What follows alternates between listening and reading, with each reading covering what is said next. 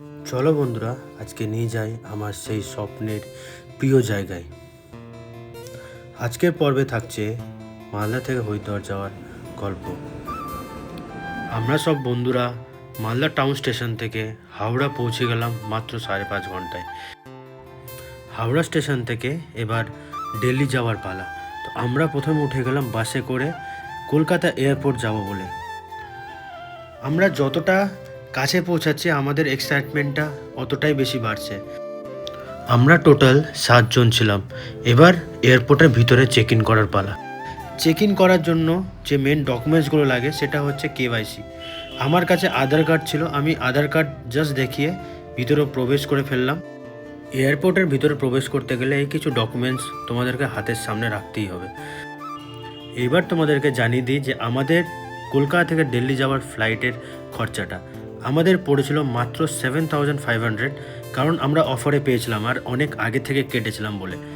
এখন আমরা boarding pass just হাতে পেলাম, পাওয়ার পর আমরা খুবই এক্সাইটেড ছিলাম আর তার মধ্যে পেয়ে গেছিলো আমাদের খিদা।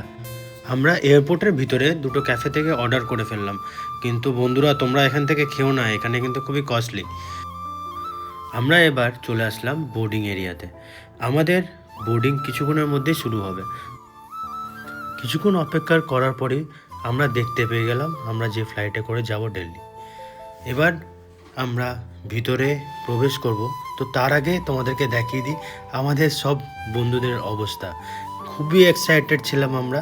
তো এবার আমরা বসে পড়বো আমাদের সিটে। সবাই আলাদা আলাদা সিট পড়েছিল, কিন্তু আমি আর বিভাস পাশাপাশি বসেছিলাম।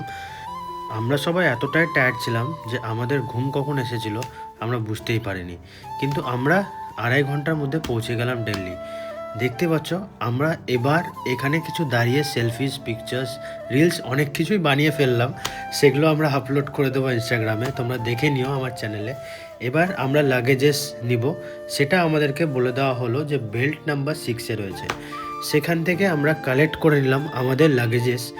এবার আমরা দিল্লি থেকে চলে যাব হরিদ্বার। সেটার জন্য আমরা বাইরে বেরিয়ে অনেক ড্রাইভারের সঙ্গে কথা বললাম।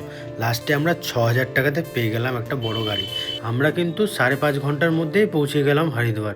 এখানে এসে আমরা সবাই ওয়েট করছিলাম আমাদের এজেন্টকে দেখলাম যে আমাদেরই বয়সী। তার সঙ্গে আমি স্কুটিতে উঠে গেলাম আর বাকিদেরকে উঠে দিলাম টোটোতে মাত্র লাগলো 10 টাকা।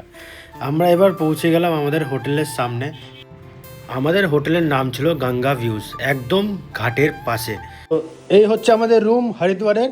দেখতে পাচ্ছ পুরো মেসি হয়ে গেছে এই জায়গাটা। আমাদের লাগেজেস হচ্ছে আমাদের এই বাইরের জায়গাটা দেখো একবার, এই পর্দাটা টেনে তোমাদেরকে দেখায়।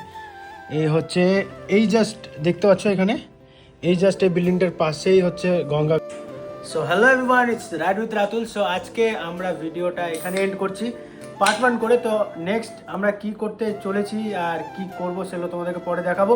তো আজকে আমার এই ছোট্ট মিনি ব্লগটা কেমন লাগলো অবশ্যই জানাবে কমেন্ট করে। তো চলো দেখা হচ্ছে নেক্সট এপিসোডে। তো tata, bye bye, see you soon.